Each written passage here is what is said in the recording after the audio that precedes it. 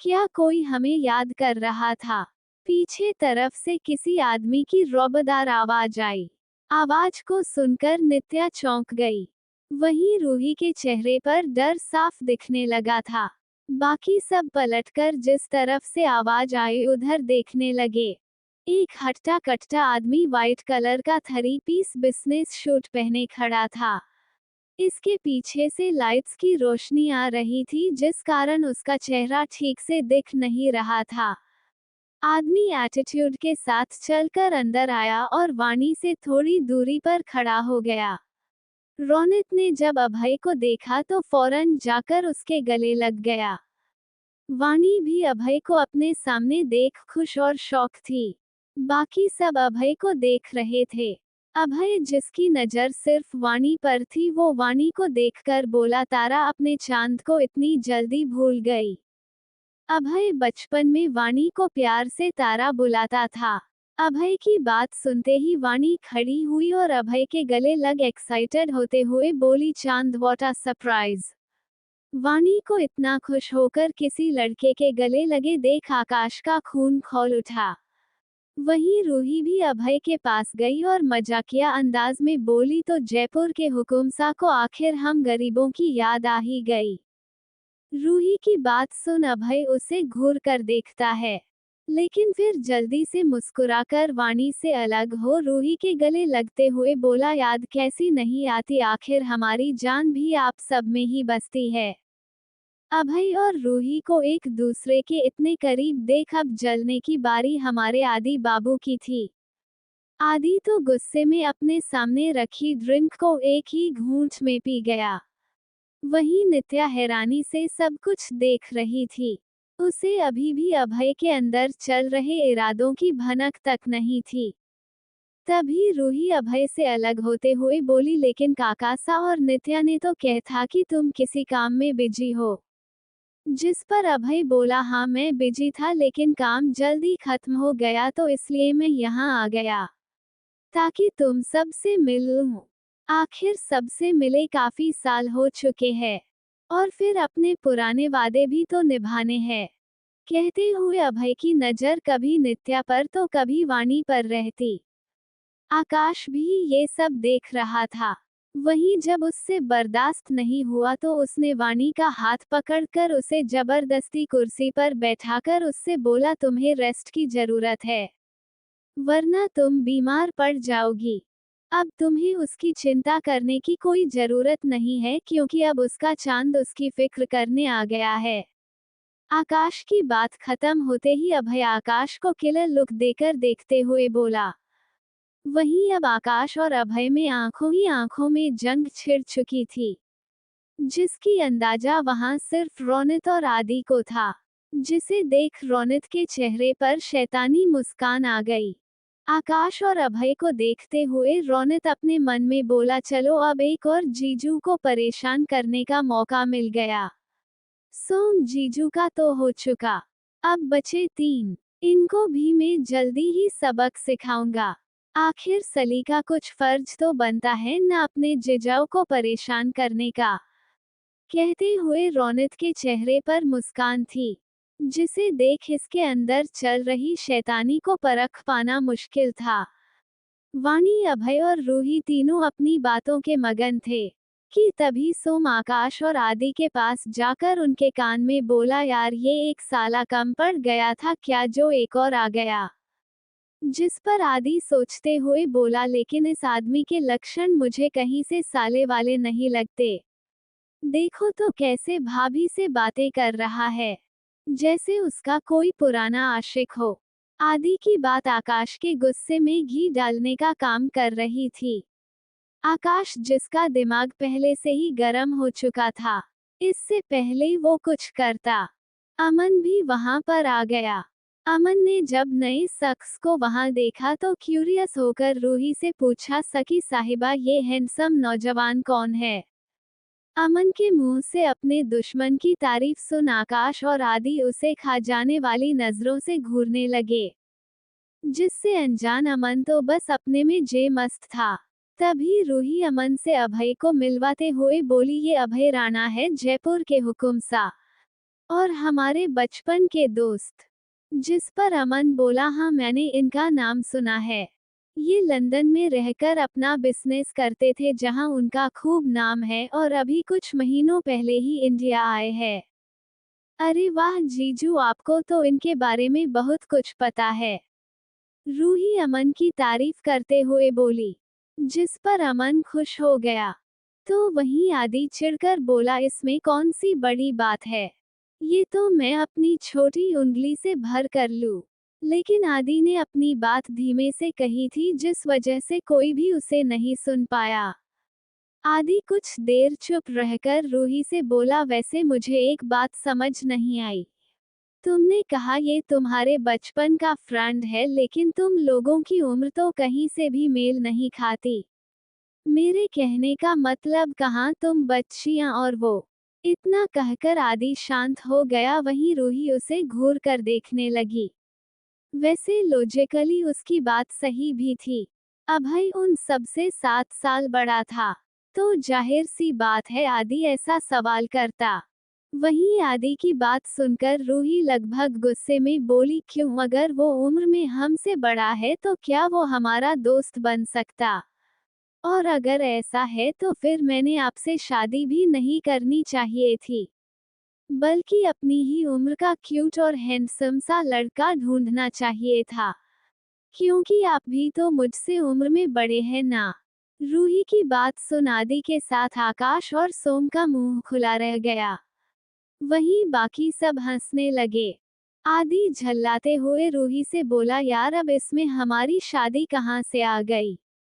ठीक वैसे ही जैसे आप हमारी दोस्ती को बीच में लेकर आए, वो भी घसीटकर। रूही एटीट्यूड के साथ बोली। उसी के साथ आदि की बोलती बंद हो गई और वो अपना मुंह फुलाकर बैठ गया। आदि रूही को गुस्से में देखते हुए अपने मन में बोला, तुम एक बार कमरे में चली, फिर देखना मैं तुम्हें बताता हूँ। वहीं रौनक को ये सब देखकर बड़ा मजा आ रहा था। अभय भी सबके साथ बैठकर उन्हें ज्वाइन करता है। तभी अभय की नजर अवी और अनी पर पड़ी। अभय तो बस दोनों को एक टक देखता रह गया। दोनों ही अपनी माँ की तरह थे। अवी का चेहरा वाणी की तरह, तो वहीं अनी की खूबसूरत आंखें वाणी के जैसे थी।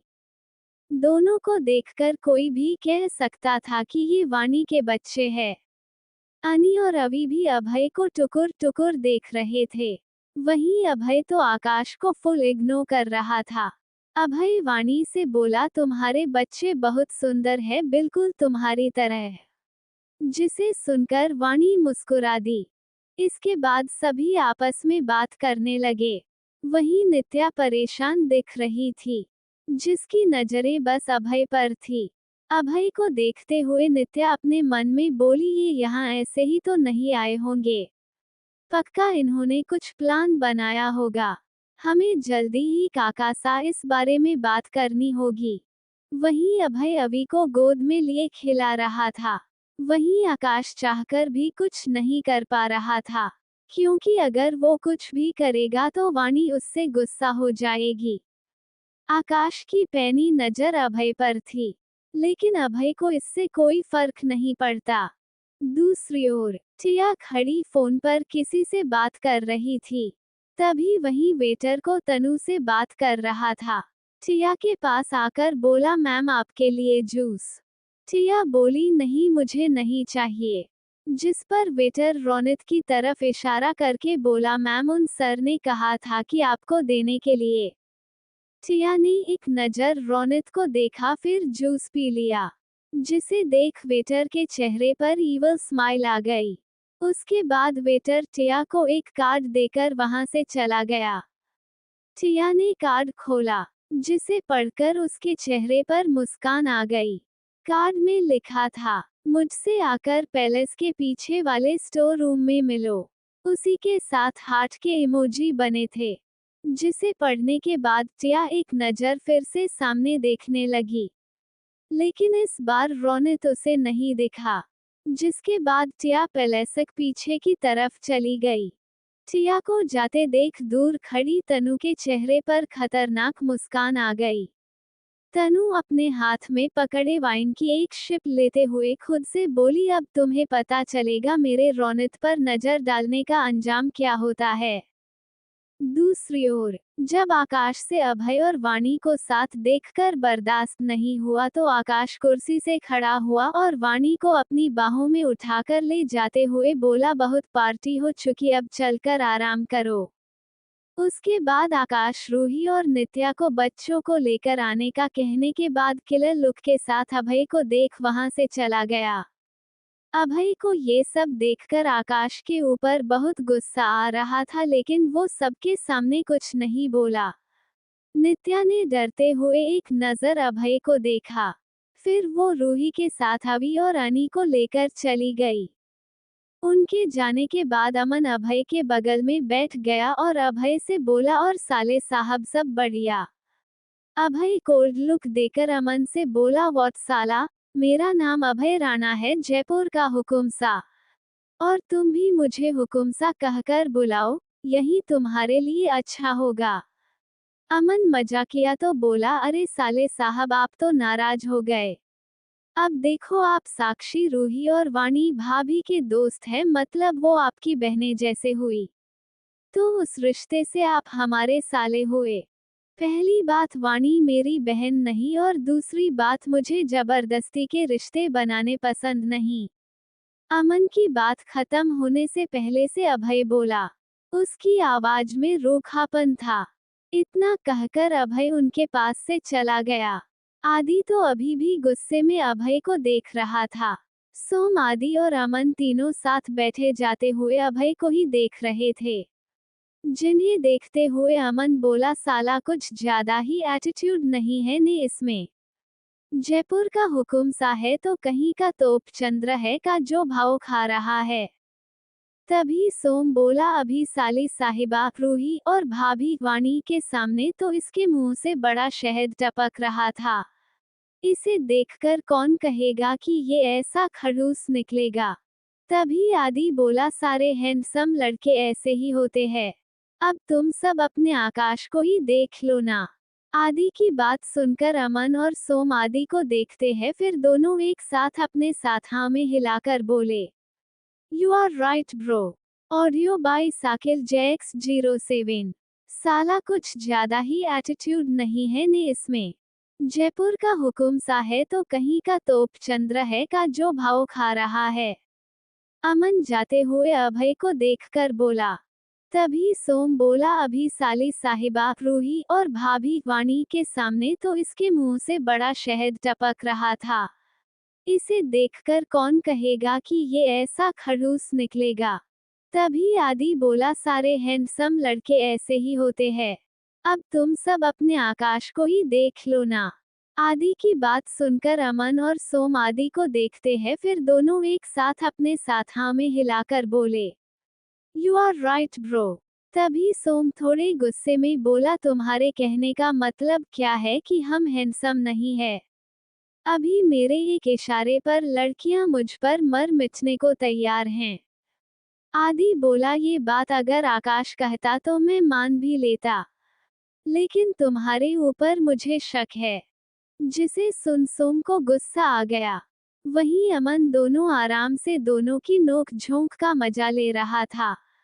तभी उसे खुराफाती आइडिया सूझा, जिससे अमन के चेहरे पर अजीब से मुस्कान आ गई। फिर अमन अपनी मुस्कान छुपाकर सोम और आदि से बोला, यार ब्रो, आप दोनों इतनी छोटी से बात को लेकर क्यों लड़ रहे हैं?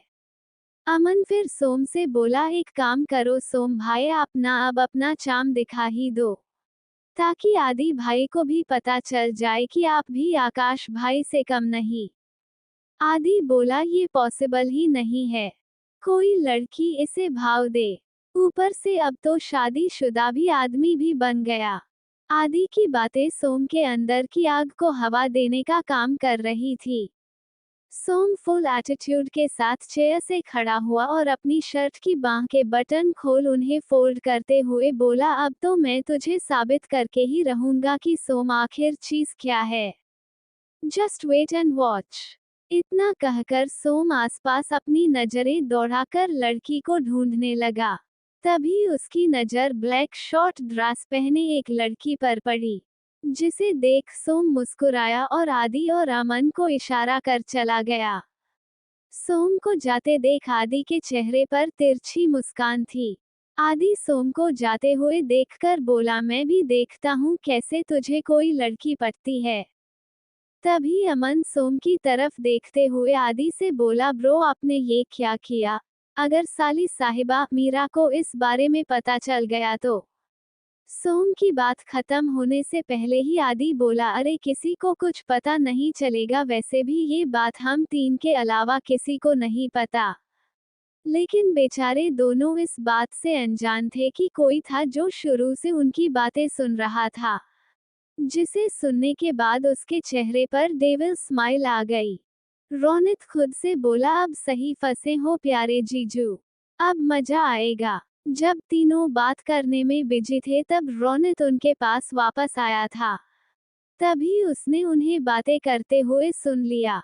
रोनित के दिमाग में क्या चल रहा था इस बात का पता लगाना मुश्किल था। रोनित एक नज़र सोम को देखकर वहां से चला गया, क्योंकि अभी उसका टारगेट बस सोम ही था, क्योंकि रूही और साक्षी वहां थी नहीं, और आकाश भी वहां से जा चुका था। दूसरी ओर सोम ने अपनी शर्ट के ऊपर के 3 बटन खोल लिया, जिससे उसकी मस्कुलर बॉडी दिखने लगी, जो उसे हॉट लुक दे रही थी।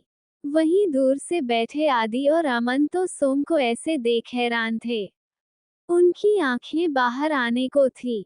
सोम को देखते हुए अमन बोला, ब्रो ये हमारे सोम भाई ही है ना, या उनकी शक्ल का कोई बहरूपिया? मुझे भी यही लग रहा है, आदि हैरानी भरे भाव से बोला। वहीं सोम जाकर बार में रखी चेयर पर स्टाइल से बैठ गया। ठीक उसी के सामने वही ब्लैक ड्रेस वाली लड़की खड़ी थी, जो दिखने में सुंदर थी। लड़की अपनी दोस्त से बात कर रही थी, लेकिन जैसे ही सोम वहां आकर बैठा उसकी नजर अपने आप सोम पर चली गई। वो लड़की पहले से सोम को जानती थी, लेकिन इससे पहले उसने सोम को ऐसे बोल्ड अवतार में नहीं देखा था। लड़की तो सोम को बस देखे जा रही थी, जिसे देख सोम के चेहरे पर तिरछी मुस्कान तैर गई। वहीं दूर बैठा अमन आदि से बोला, ब्रो लगता है आप हार गए। आदि सोम और लड़की को देखते हुए बोला, इतनी जल्दी कैसे, अभी आगे देखो होता है क्या? जिस पर अमन सामने देखने लगा। लड़की सोम को देखकर अपने मुस्कुराने लगी, जिसे देख सोम भी मुस्कुरा दिया और उसे अपने हाथ में पकड़ी ड्रिंक दिखा चीयर्स कहा। बस फिर क्या था, लड़की तो खुशी के मारे पागल होने लगी। आखिर सोम ने उसे खुद से अप्रोच किया। जो आदमी कभी लड़कियों की तरफ अपना सर उठाकर नहीं देखता था, वो खुद आज उसे अप्रोच कर रहा था। इतने गोल्डन चांस को वो कैसे छोड़ सकती थी? लड़की अपनी अदा दिखराते हुए सोम के पास पहुंची, फिर मुस्कुराते हुए सोम से बोली, हेलो मिस्टर सोम। सोम अपने चेहरे पर तिरछी मुस्कान लिए बोला, यू नो मी? यस, आपको कौन नहीं जानता? इफ यू डोंट माइंड, क्या हम साथ में कुछ देर बात कर सकते हैं? कहते हुए लड़की के चेहरे पर शरारत भरी मुस्कान थी, जिसे सोम बखूबी समझ रहा था। सोम एक नज़र सामने आदि पर डालने के बाद फिर उस लड़की की तरफ अपना हाथ बढ़ाकर बोला, याशो। लड़की की तो खुशी का ठिकाना ही नहीं था, उसे ये सब सपना लग रहा था, क्योंकि जहां तक उसने सुना था कि सोम किसी भी लड़की को भाव नहीं देता, लेकिन यहाँ तो वो उसके ऑफर को सामने से एक्सेप्ट कर रहा था। लड़की जैसे ही सोम के हाथ में अपना हाथ देने वाली थी कि तभी पीछे से कोई सोम के कंधे कर हाथ रखता है। सोम बिना अपने पीछे की तरफ देखे गुस्से में खुद से बड़बड़ाकर बोला, अबे किसकी मौत आई है जो मेरे कंधे पर हाथ? कहते कहते सोम की बोलती बंद हो गई। जब उसने अपने पीछे खड़े शख्स को देखा, वहीं आदि और अमन भी अपनी आंखें फाड़कर सामने सोम और उस शख्स को देख रहे थे। दूसरी ओर टिया अकेली पीछे की तरफ जा रही थी कि तभी वो किसी से टकरा गई। टिया इस वक्त नशे में थी। टिया अपने सामने खड़े शख्स के सीने पर अपना हाथ फिराकर उसे पहचानने की कोशिश करने लगी। वहीं अमन खड़ा आदमी अपनी कठोर नजरों से टिया को देख रहा था, जैसे उसे अभी कच्चा चबा जाएगा। Audio by Sakir JX 07। Tia अकेली पीछे की तरफ जा रही थी कि तभी वो किसी से टकरा गई। टिया इस वक्त नशे में थी। टिया अपने सामने खड़े शख्स के सीने पर अपना हाथ फिराकर उसे पहचानने की कोशिश करने लगी। वहीं सामने खड़ा आदमी अपनी कठोर नजरों से टिया को देख रहा था, जैसे उसे अभी कच्चा चबा जाएगा। टिया अपनी आंखें छोटी कर घूरकर सामने खड़े आदमी को पहचानने की कोशिश करती है, जिसे पहचानते ही टिया के चेहरे पर बड़ी वाली स्माइल आ गई। टिया अपनी बाहें फैलाकर सामने खड़े आदमी की गर्दन पर लपेटकर खड़ी हो गई। तभी आदमी गुस्से में बोला, बेबी तुमने ड्रिंक की है और तुम यहाँ क्या कर रही हो? टिया नशीली आवाज में बोली, नहीं मैंने बस जूस पिया था। सच्ची आपके सर की कसम। इतना कहकर टिया ने सामने खड़े आदमी के सर पर अपना हाथ रख दिया। आदमी बोला, तुम यहाँ क्या कर रही हो? टिया मासूम ऐसा चेहरा बनाकर बोला, आपने ही तो वेटर से कहकर मुझे यहाँ बुलाया था। इतनी जल्दी भूल भी गए? रोनी जी। टिया की बात रोनित के चेहरे के भाव कठोर हो गए। वो समझ चुका था कि किसी ने जानबूझकर टिया को फंसाने के लिए ऐसा किया था। रोनित याद करने लगा। जब रोनित ने टिया को जूस पीते देखा था तब उसे नॉर्मल लगा, लेकिन उसके बाद उसे टिया पूरी पार्टी में कहीं नहीं दिखी। तभी रोनित को सिक्योरिटी गार्ड का कॉल आया, जो रोनित को पैलेस के पीछे आने का कह रहा था। जहां पहुंच वो टिया से टकरा गया। जब रोनित ने टिया को नशे में देखा तो परेशान हो गया। Present time. टिया रोनित की बाहों में थी। टिया रोनित के चारों तरफ अपने हाथ लपेटते हुए बोली, रोनी जी मुझे ना आपको किस करनी है। टिया की बात सुन रोनित की भौहें तंग गई। इससे पहले रोनित कुछ कह पाता, टिया अपने पंजों के बल खड़े होकर रोनित का चेहरा पकड़ उसके होठों पर अपने होठ रख दिए और उसे किस करने लगी। अचानक से हुए किस से रोनित की आंखें हैरानी से बड़ी हो गई। लेकिन इन सब से अनजान टिया उसे किस के साथ बाइट कर रही थी। अब रोनित भी उसका साथ देने लगा। 20 मिनट की लंबी किस के बाद रोनित टिया को अपनी बाहों में उठाकर पैलेस के अंदर ले गया। वहीं कोई झाड़ी के पीछे छिपकर उन दोनों को अपनी जलती निगाहों से देख रहा था। दोनों के जाने के बाद वो बाहर निकली, जो कि तनु थी, जो अपनी जलती निगाहों से टिया को देख रही थी। दरअसल तनु ने सोचा था कि तो टिया को नशे की हालत में किसी आदमी के साथ छोड़ देगी, जो उसके साथ रात बिताए, लेकिन रोनित ने आकर सब खराब कर दिया। तनु दोनों को जाते हुए देख रही थी। तनु खुद से बोली, ये लड़की फिर मेरे हाथों से बच गई। इतना कहकर वो गुस्से में वहां से पैर पटकते हुए चली गई। दूसरी ओर सोम पीछे पलटा तो उसने देखा मीरा गुस्से में खड़ी उसे ही देख नहीं घूर रही थी, जैसे अभी उसका खून पी जाएगी।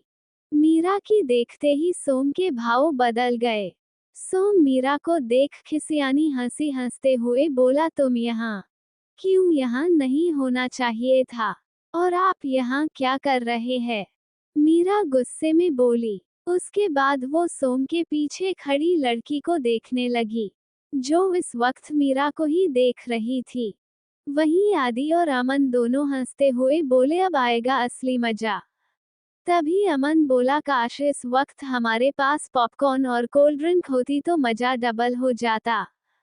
जिस पर आदि भी हामी भरता है। दूसरी ओर सोम के साथ खड़ी लड़की मीरा को देखते हुए सोम से पूछती है, मिस्टर सोम ये लड़की कौन है? फिर खुद ही बोली, ओ आपकी बहन होगी। वहीं जब मीरा ने खुद के लिए बहन सुना तो उसका खून खौल उठा। मीरा लड़की को उंगली दिखाते हुए गुस्से में बोली, ओ ए बहन, किसको बोली तू? बहन होगी तू, तेरी माँ, तेरी दोस्त, पूरा खानदान। और मैं इनकी पत्नी हूँ, वो भी लीगल समझी। और तेरी हिम्मत कैसे हुई हाँ मेरे ही सामने मेरे पति पर डोरे डालने की? तू चुड़ैल, रुक, तुझे तो मैं अभी बताती हूँ। मीरा गुस्से में उसके मुंह में जो आ रहा था बोले जा रही थी। वहीं मीरा को इतने गुस्से में देख सोम भी डर गया। उसने पहली बार मीरा का ऐसा रूप देखा था। मीरा जैसे ही लड़की को मारने के लिए आगे बढ़ने वाली थी, सोम ने मीरा को उसकी कमर से पकड़ लिया। फिर लड़की को जाने का इशारा किया, तो लड़की कंफ्यूजन के साथ वहां से चली गई, क्योंकि वो चाहकर भी सोम से नहीं भिड़ सकती थी। लड़की के जाने के बाद मीरा सोम से गुस्से में बोली, आप छोड़ो मुझे। और क्या बात कर रहे थे आप उस चुड़ैल से? सोम बोला, वो बस हम। सोम इतना बोल ही पाया था कि तभी पीछे से आवाज आई। मैं बताता हूँ साली साहिबा। अमन उनकी तरफ आते हुए बोला। अमन को देख सोम की आंखें छोटी हो गई। तभी अमन एक नजर सोम को देखकर मुस्कुरा दिया। उसकी मुस्कुराहट कुछ अलग थी, जिसे सोम भी अच्छे से समझ रहा था। अमन सोम को देख मुस्कुराते हुए अपने मन में बोला, ब्रो, बहुत परेशान किया है आपने मुझे। अब उसका रिवेंज लेने का टाइम आ चुका है। वहीं अमन को देखते हुए सोम अपने मन में बोला, साले, अगर तूने मुझे झूठा फंसाया तो देख लियो, तुझे मैंने छोड़ना नहीं है। लेकिन सोम की वार्निंग इग्नोर करते हुए अमन मीरा को अपनी आदि और सोम के बीच लगी बेट के बारे में बता देता है। लेकिन अमन ने उसमें खुद से भी कुछ मशाल ऐड कर दिए थे। मतलब अमन ने सोम के बारे में कुछ बातें झूठ कह दी थी। अब मीरा सोम को ऐसे देख रही थी जैसे उसका बस चलता तो वो अभी सोम का मर्डर कर देती। तभी सोम मीरा को समझाते हुए बोली, बेबी मेरी बात सुनो पहले, जैसा ये कह रहा है वैसा कुछ भी नहीं है। हम तो बस ऐसे ही। तभी मीरा बोली, आपने बेट लगाई थी या नहीं? सोम मीरा को समझाने की कोशिश करते हुए बोला, मीरा मेरी। सोम अपनी बात पूरी कर भी पाता उससे पहले ही मीरा बोली, हाँ या ना। इस बार मीरा काफी गुस्से में थी, जिसे सुन सोम बोला, हाँ। वो अमन को खा जाने वाली नजरों से देख रहा था, जैसे अभी उसका सारा खून पी जाएगा। वहीं अमन सोम के मजे ले रहा था। तभी सोम मीरा को समझाते हुए बोला, बेबी, ये सब मैंने इनके कहने पर किया था। लेकिन मीरा सोम को अपना हाथ दिखाकर रोक देती है। मीरा सोम से बोली, बहुत मजा आता है आपको ऐसी बेकार की बेट लगाने में, तो अब पूरी रात यहीं बैठकर लगाए अपनी शर्त, और खबरदार अगर अपने एक कदम भी आपने कमरे में रखा तो आपके पैर तोड़कर हाथ में दे दूंगी। इतना कहकर मीरा जाने लगी। मीरा की धमकी सुन सोम के साथ साथ अमन का मुंह भी खुला रह गया। अमन बोला, मीरा इतनी खतरनाक होगी मुझे अभी पता चला। मीरा आगे चलकर रुकी और फिर बोली, और अब मुझसे बात करने की कोशिश भी मत करिएगा। इतना कहकर मीरा चली गई। वहीं सोम, जो मीरा को रोकने की कोशिश कर रहा था, इसके हाथ ऊपर हवा में ही रह गए। तभी अमन सोम के कंधे पर हाथ रखकर बोला, जस्ट चिल ब्रो, होता है ऐसा कभी कभी। सोम अमन को अपनी लाल आंखों से घूर कर देखता है, जिसे देख अमन सोम के अपने दांत दिखा खुद से बोला, बेटा पतली गली से निकल ले वरना कहीं अगला नंबर तेरा ना हो। पार्टी खत्म हो चुकी थी। सारे गेस्ट जा चुके थे, सिवाय एक को छोड़कर, वो था अभय। सोम, जो कि बाहर ही घूम रहा था, अभय को देख इसके पास जाकर बोला, सब लोग जा चुके हैं, अब तुम क्या यहाँ बर्तन धोने के लिए रुके हो? सोम की बात सुन अभय उसे घूर कर देखता है। सोम बोला, आपको अब जाना चाहिए हुकुम सा। सोम में हुकुम सा पर जोर दिया था। अभय जैसे ही सोम को कोई जवाब देने वाला था, तभी पीछे से नित्या आ गई। वो सोम से बोली, ये यहीं हमारे साथ रहेंगे, और इसके लिए वाणी ने हमसे कहा था। वाणी का नाम सुन सोम कुछ नहीं बोला। नित्या अभय को अपने साथ लेकर चली गई।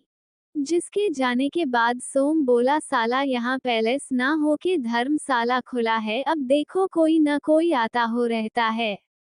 पहले वो रौनक का बच्चा जीजू जीजू बोलकर सर पर नाच रहा है। फिर वो दो चुड़ैले माँ बेटी आई। और अब ये एक और महान इंसान। खुद से बड़बड़ाते हुए सोम गेस्ट रूम की तरफ चला गया, क्योंकि मीरा ने उसे कमरे में आने से मना कर दिया था। अगली सुबह सभी लोग एक साथ हॉल में बैठकर बातें कर रहे थे। सभी का ब्रेकफास्ट पहले ही हो चुका था। वाणी निर्मला जी ने बोली, माँ आप इतनी जल्दी क्यों रही है, कुछ दिन और रुक लेती ना। सखी बोली, हाँ माँ, वाणी सही कह रही है। जिस पर निर्मला जी वाणी और साक्षी के गाल पर प्यार से हाथ रखकर बोली, बेटा हमारा जाना जरूरी है, लेकिन आप लोग चिंता मत करिए, हम बहुत जल्दी वापस आएंगे। साक्षी वर्षा जी से बोली, माँ कम से कम अब आप तो रुक जाइए। वर्षा जी साक्षी को समझाते हुए बोली, बेटा माँ अपनी बच्ची के ससुराल में ज्यादा दिन नहीं रह सकती, और वैसे भी यहाँ आपके ख्याल के लिए वानू, रूही, मीरा, टिया और नित्या भी तो है। नित्या का नाम सुन नित्या सवालिया नजरों से वर्षा जी को देखने लगी। तो वर्षा जी बोली, बेटा हमने आपके बाबा से बात कर ली है, अब जब तक साक्षी की डिलीवरी नहीं हो जाती आपको ही उनका ख्याल रखना है, क्योंकि रूही और मीरा को ऑफिस भी जाना पड़ता है। बहुत समझाने पर नित्या मान गई। उसके बाद निर्मला जी, वर्षा जी, ग्रेनी दादू और छोटे हुकुम वहां से चले गए। तनु और रेखा अभी भी वहीं थी, जिन्हें देखकर अमन बोला, आपको नहीं लगता कि अब आपको ही यहाँ से जाना चाहिए। जिसे सुन दोनों माँ बेटी हकलाने लगी, क्योंकि इनका यहाँ से जाने का बिल्कुल भी मन नहीं था, क्योंकि उन्हें यहाँ के ऐसो आराम की आदत हो गई थी। दोनों यहाँ रुकने के कोई बहाना ढूंढ ही रही थी कि तभी आवाज आई, ये यहाँ से कहीं नहीं जाएंगी। Audio by Sakil JX 07। Tanu और रेखा अभी भी पैलेस में रुकी थी, जिन्हें देखकर अमन बोला, आपको नहीं लगता कि अब आपको ही यहाँ से जाना चाहिए। जिसे सुन दोनों माँ बेटी हकलाने लगी, क्योंकि इनका यहाँ से जाने का बिल्कुल भी मन नहीं था, क्योंकि उन्हें यहाँ के ऐसो आराम की आदत हो गई थी। दोनों यहाँ रुकने के कोई बहाना ढूंढ ही रही थी कि तभी आवाज आई, ये यहाँ से कहीं नहीं जाएंगी। सब पीछे पलटकर देखते हैं जहाँ पास आकाश खड़ा था। आकाश को देख कोई कुछ नहीं बोला।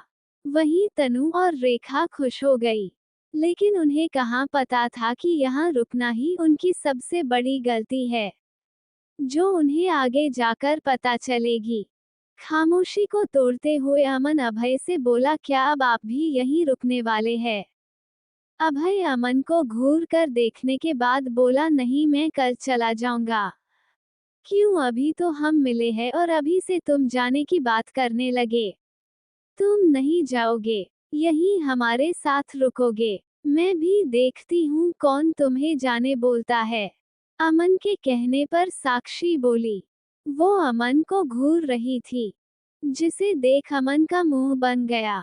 आदि अमन के कंधे पर सर रखकर बोला, बेटा क्या जिंदगी आ गई है, खुद की बीवियां भी इज्जत नहीं दे रही।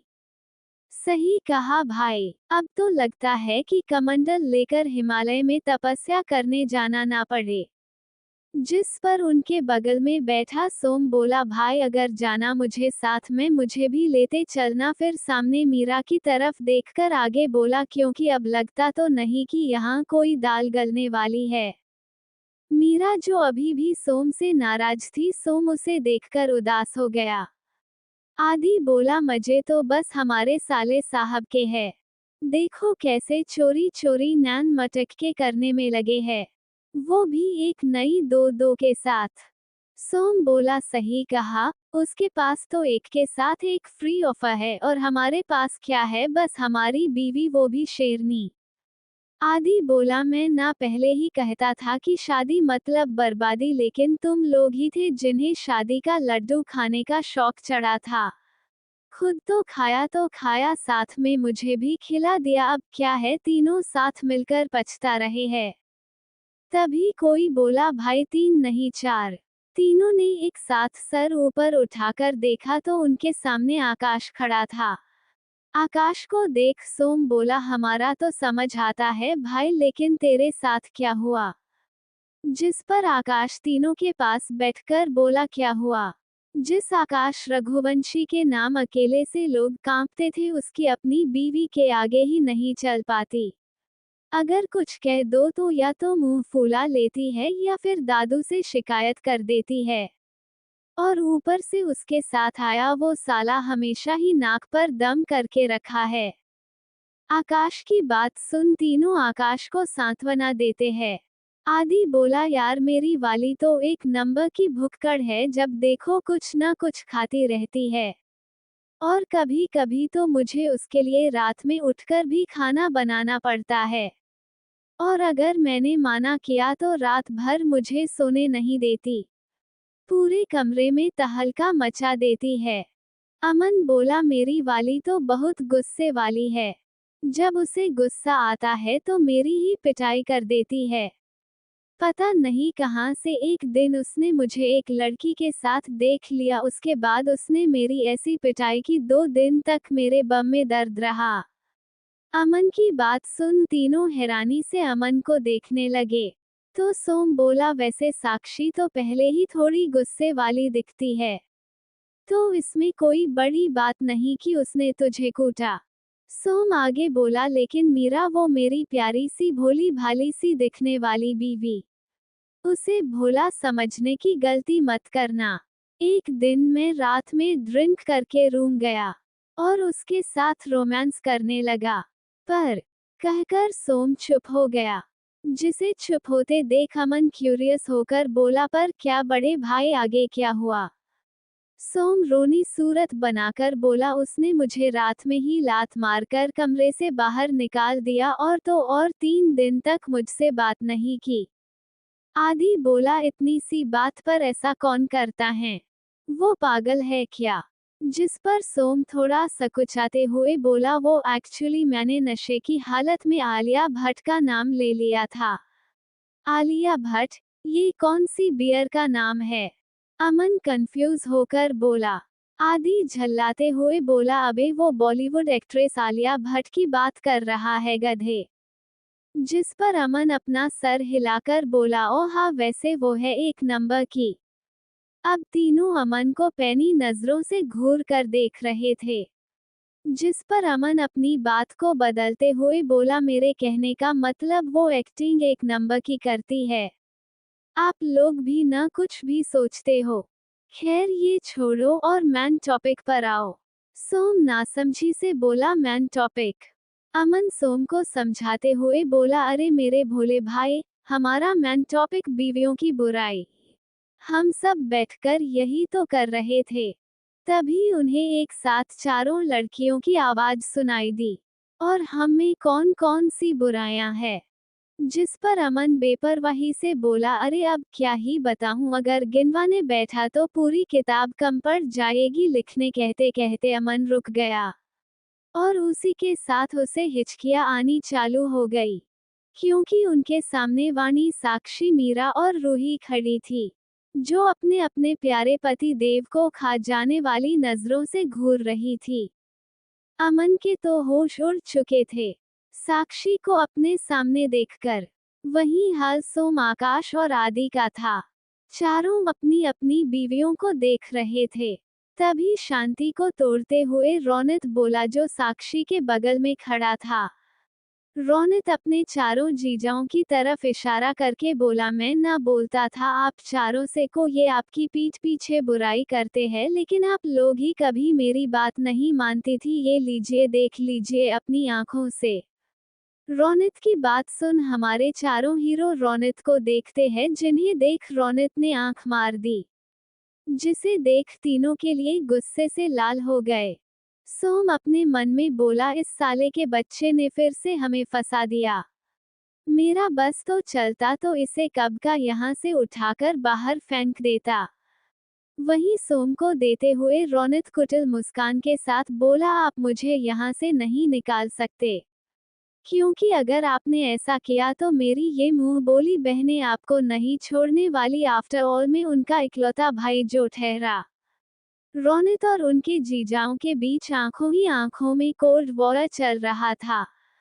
तभी उसे तोड़ते हुए मीरा बोली, क्या कहा आपने? हमने आपको कमरे से निकाल दिया था। ठीक है, तो फिर आज से 1 हफ्ते तक आप कमरे में कदम भी नहीं रखेंगे, और अगर आप आए तो हम आपको छोड़कर हमेशा के लिए चले जाएंगे। मीरा की बात सुन सोम की आंखें बड़ी हो गई। सोम बोला, यार ये कैसी बात हुई? तुम्हें पता है मुझे तुम्हारे बिना नींद नहीं आती, आदत लग चुकी है तुम्हारी, और तुम कह रही हो मैं 1 हफ्ते तक कमरे में नहीं आऊंगा। जिस पर बात खत्म करते हुए मीरा बोली, अगर आपको इससे प्रॉब्लम है तो हम आपको छोड़कर चले जाएंगे। जिसे सुन सोम का मुंह देखने लायक था। सोम अपने मन में बोला, ऐसी खतरनाक बीवी भगवान दुश्मन को भी न दे। सोम ऐसा इसलिए बोल रहा था क्योंकि अगर वो कमरे में नहीं गया तो मीरा के साथ रोमांस कैसे करेगा? टंग आउट। तभी साक्षी अमन को देखकर बोली, और पति देव आप क्या कहा आपने? मैंने आपको मारा था तब का तो नहीं पता, लेकिन अब आओ जरूर मेरे हाथों से पीटेंगे। एक बार कमरे में तो आइए, फिर बताती हूँ आपको। साक्षी की बात खत्म हुई कि रूही जी गुस्से में मुंह फुलाकर खड़ी थी। वो अपनी कमर पर हाथ रख आदि को घूर कर बोली, और आप हब्बी क्या कहा आपने? मुझे भुक्कड़, और मैं आपको रात भर सोने नहीं देती। जिस पर आदि जल्दी से अपना सर नामे हिलाने लगा। इसके चेहरे पर डर साफ दिखाई दे रहा था। रूही बोली, ठीक है, तो फिर अब से आप रहना अपने कमरे में अकेले। अब से आपको मुझे कुछ भी बनाकर खिलाने की जरूरत नहीं, क्योंकि अब मैं आपके साथ नहीं रहूंगी। मैं जा रही हूँ। रूही के मुंह से जाने की बात सुनकर सभी उसे देखने लगे। आदि की तो मानो सांस ही उसके गले में अटक गई थी जब उसने रूही के छोड़कर जाने की बात सुनी। साक्षी परेशान होते हुए बोली, तुझे पैलेस छोड़कर कहीं जाने की जरूरत नहीं है, समझी? जिस पर रूही जल्दी से बोली, अरे मैंने कब कहा मैं पैलेस छोड़कर जा रही हूँ? मैं तो बस कमरे की बात कर रही थी कि अब से मैं मीरा के कमरे में रहूंगी, ताकि मेरी मीरा को अकेलापन न महसूस हो। इतना कहकर रूही मीरा के गले लग गई। ये देख सोम और आदि दोनों अपनी अपनी बीवी को घूरने लगे। जैसे उनका बस चलता तो अभी अपनी अपनी बीवी को उठाकर उन्हें कमरे में ले जाकर किस कर लेते। अब बची वाणी। वाणी आकाश को घूर कर देखते हुए बोली, क्या कहा आपने? मैंने आपकी नाक में दम करके रखा है, और दादाजी से आपकी शिकायत करती हूँ। तो आपकी जानकारी के लिए बता दूं कि आपकी शिकायत दादी से मैं नहीं, आपके छोटे लाडल करते थे। और रही बात जिद करने की, तो वो हम पत्नियों का जन्म सिद्ध अधिकार है, और आपको हमारी सारी बात माननी पड़ेगी और पूरी जिंदगी हमें झेलना पड़ेगा। वाणी आगे बोली, लेकिन फिलहाल मैं आपसे नाराज हूँ। तो अब ये सोचिए कि अपने बच्चों की माँ को कैसे मनाना है। उसके बाद वाणी अपने साथ खड़ी रूही, साक्षी और मीरा से बोली, गर्ल्स लेट्स गो। इतना कहने के बाद चारों एक एक कर अपने अपने पतियों को वार्निंग लुक देकर चली गई। वहीं चारों बस चुपचाप अपनी अपनी बीवियों की बातें सुन रहे थे। अगर आज कोई इन चारों लड़कों को ऐसे देख लेता तो बेहोश ही जाता। उन्हें अपनी आंखों पर भरोसा नहीं, क्योंकि जिनसे सभी डरते हैं वो अपनी बीवियों के सामने भीगी बिल्ली बने हुए हैं। उनके जाते ही चारों ने चैन की सांस ली। तभी उन्हें किसी के जोर जोर से हंसने की आवाज आई। चारों ने सामने देखा, रौनक अपना पेट पकड़ ठहाके मार मार कर उन पर हंस रहा था, जिसे देख चारों की इस पर बहुत गुस्सा आ रहा था, क्योंकि वो जान चुके थे कि हो ना हो उन्हें साले साहब ने ही फंसाया है। लेकिन वहां कोई और भी था जो सब कुछ देख रहा था, जिसके चेहरे के एक्सप्रेशन कुछ खास नहीं थे। Audio by Sakir JX07। चारों हीरो की हालत देख रोनित उन पर हंस रहा था। सब हंसने की आवाज सुनकर थोड़ी दूर पर बैठे रोनित को देखने लगे।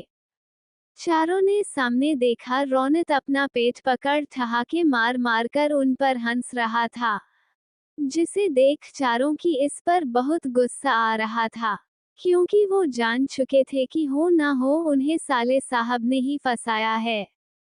लेकिन वहां कोई और भी था जो सब कुछ देख रहा था, जिसके चेहरे के एक्सप्रेशन कुछ खास नहीं थे। वो अभय था। अभय सबको एक नज़र देखने के बाद रोनित के पास आया और रोनित को अपने साथ लेकर चला गया। दोनों को जाते देख अमन बोला, अब हम क्या करेंगे, हमारी बीवियां हमसे नाराज बैठी है, उन्हें मनाएंगे और क्या। सोम ने कहा और उठकर मीरा जिस तरफ गई थी चला गया। उसी के पीछे आकाश और आदि भी चले गए, जिन्हें जाते देख अमन का मुंह बन गया। अमन बोला, यार कोई मुझे भी अपने साथ ले चलो, कहते हुए सबके पीछे भागा। दूसरी ओर टिया वापस जा चुकी थी। वाणी, रूही और नित्या मिलकर बच्चों को संभाल रही थी। मीरा साक्षी के साथ थी। तभी कमरे में आकाश आया। आकाश को देखकर वाणी, जो थोड़ी देर पहले अनी को गोद में लिए मुस्कुराकर उससे बात कर रही थी, उसका मुंह बन गया। तभी आकाश वाणी से बोली, वाइफी मुझे तुमसे बात करनी है।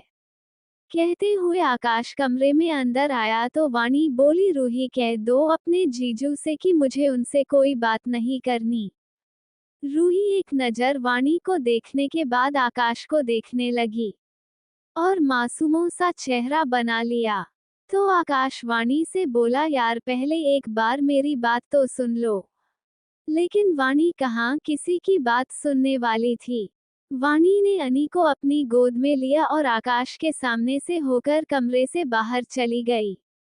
वाणी दरवाजे पास रुककर बोली, अभी सो रहा है, खबरदार जो उसे नींद से जगाया तो। इतना कहकर वो नित्या और रूही को अपने साथ लेकर साक्षी के कमरे में चली गई। आकाश वाणी को जाते हुए देख रहा था। ऐसी बात नहीं थी कि वो वाणी से डरता था, लेकिन उसके संस्कार उसे लड़कियों पर जबरदस्ती करना नहीं सिखाते थे। वो हमेशा से लड़कियों की इज्जत करता आया था। हाँ, वो बात अलग है जब कुछ लड़कियां अपनी हद पार कर देती है तो वो उन्हें सुधारने में भी टाइम नहीं लगाता। आकाश अब झूले पास बैठा अवी को देख रहा था, जो आराम से सो रहा था। अब छोटा बच्चा सोने के अलावा कर भी क्या सकता है। अवी को देखते हुए आकाश उससे बोला, तुम्हारा अच्छा है, आराम से सोते रहो। यहाँ आफत में मेरे सर पड़ी है। तुम्हारी नकचड़ी माँ फिर से मुझसे गुस्सा हो गई। अब मुझे समझ नहीं आ रहा मैं उसे मनाऊं कैसे। आकाश की आवाज सुनकर अवी की नींद खुल गई। अब आप तो जानते ही हैं कि छोटे बच्चों की नींद कैसी होती है। कर सा शोर हुआ कि उठ जाते हैं। वैसे ही हमारे अवी भाई साहब भी अपने डैडी की दुख भरी बातें सुनकर उठ गए। कोष्टक। अभी अपनी टिमटिमाती आंखों से अपने प्यारे डैडी को देख रहा था और उनकी बातें सुन रहा था। तभी आकाश बोला, तुम्हें पता है कभी कभी न मुझे ये लगन लगता है कि वाणी मुझसे प्यार ही नहीं करती। आकाश की बात सुन अभी उसे घूरने लगा, जैसे कह रहा हो, खबरदार जो मेरी मम्मा के कैरेक्टर पर डाउट किया तो। अपने बेटे को खुद को घूरते देख आकाश बोला, ऐसे क्या घूर रहे हो बापू तुम्हारा। ऐसे ही आकाश अभी से बात करता रहा और उससे वाणी की शिकायत। जब अभी से ये सब बर्दाश्त नहीं तो उसने जोर जोर से रोना शुरू कर दिया, जिसे सुन आकाश जल्दी से अवी को अपनी गोद में लेकर उसे चुप कराने लगा। रात में सभी लोग एक साथ डिनर करने बैठे थे, लेकिन अभी भी वाणी और उसकी टोली टोली थी। रूही और मीरा खाना खाते हुए अभय को कुछ ज्यादा ही अच्छे से ट्रीट कर रही थी, जिसे देखकर बेचारे आदि और सोम जल भून रहे थे कि उनकी बीवियां उन्हें छोड़कर उनके दुश्मन की खातिरदारी करने में लगी थी। वहीं वाणी चुपचाप खाना खा रही थी।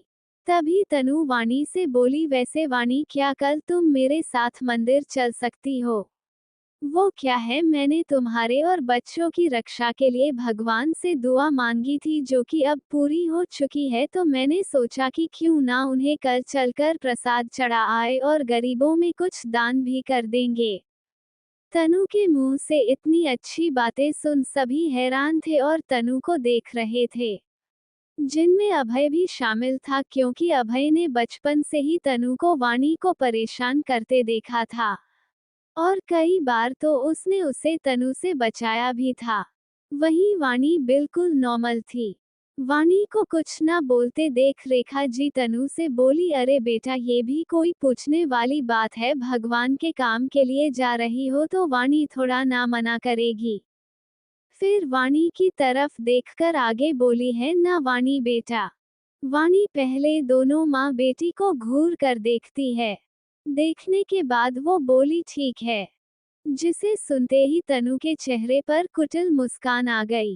कैसे उसकी कोई चाल कामयाब हो गई हो। रेखा जी की भी यही हाल था, लेकिन बाकी सब वाणी से नाराज दिख रहे थे, क्योंकि वाणी ने बिना किसी से पूछे तनु को हाँ कर दिया था। रूही तनु को देखने हुए अपने मन में बोली, जरूर इस डनकिनी के दिमाग में फिर से कोई नई चाल चल रही होगी, लेकिन इस बार वो कामयाब नहीं हो पाएगी। रूही तनु को ऐसे देख रही थी जैसे अभी उसको कच्चा चबा जाएगी, वो भी बिना मिर्च मसाले के। दिन के बाद तनु और रेखा अपने अपने कमरे में चली गई, क्योंकि यहाँ उनसे कोई बात नहीं करता था। वाणी, अभय और बाकी सब बैठकर बातें कर रहे थे। वाणी अभय से बोली, वैसे चांद, तुम बहुत कंजूस हो गए हो, इसलिए मैं तुमसे बहुत नाराज हूँ। कहकर वाणी गुस्सा होने का नाटक करने लगी। अभय नासमझी से वाणी को देख बोला, और वो कैसे? अरे तुम ना तो मेरी शादी का गिफ्ट लेकर आए, ना मेरे बर्थडे का, और अब तो मैं माँ भी बन गई, लेकिन मेरे गिफ्ट्स का कुछ अता पता ही नहीं है। वाणी अभय को अपनी उंगलियों से गिनाते हुए बोली। तो अभय बोला, तुम्हारी शादी तो ऐसे हुई कि किसी को पता ही नहीं चला, तो मुझे कैसे चलेगा? और तुम्हारे बर्थडे पर मैं जयपुर आया था, लेकिन तब तुम वहां नहीं, अपने पति के साथ तुम्हारे ससुराल में थी, तो मैं तुम्हें कोई गिफ्ट कैसे देता? जिसे सुन वाणी पहले तो उदास हो गई, फिर अपनी उदासी को छुपाते हुए बोली, अच्छा तो मेरा तीसरा गिफ्ट कहाँ है? वाणी की बात सुनकर अभय मुस्कुराया, फिर बोला, उसे तो मैं बहुत पहले ही मंगवा चुका था, बस तुम्हें दे नहीं पाया। लेकिन एक प्रॉब्लम है, वो गिफ्ट तुम्हारे लिए नहीं, हमारे लिटिल चैंप्स अवी और अनी के लिए है। जिसे सुन वाणी का मुंह बन गया, लेकिन फिर वो मुस्कुराते हुए बोली, ठीक है। अभय बोला, कुछ देर वेट करो। तभी अमन बोला, भाभी, भाई ने भी प्रिंस और प्रिंसेस के लिए गिफ्ट लिया था, लेकिन जब आप उनसे नाराज हो गई तो वो उन्हें गिफ्ट नहीं दे पाए। तो वाणी बोली, कहाँ है उनका गिफ्ट? आकाश बिना किसी एक्सप्रेशन के बोला, वो फार्म हाउस में है। फिर आकाश सोम को इशारा करता है, जिसके मिलते ही सोम किसी को कॉल करने बाहर चला गया। अभय आकाश को घूर रहा था, वहीं आकाश भी दोनों की आंखों ही आंखों में टसन चल रहा था। आकाश की आंखों में देखते हुए अभय बोला, देखना मेरा गिफ्ट तुमसे बेस्ट होगा। जिस पर आकाश अभय की आंखों में देखते हुए बोला, वो तो समय बताएगा कौन बेस्ट है और किसका गिफ्ट। हालांकि दोनों कह अपने मन में रहे थे, तो क्या हो सकता है अभय और आकाश का गिफ्ट, और दोनों में से किसका गिफ्ट बेहतर होगा? और तनु वाणी को मंदिर क्यों ले जाना चाहती है?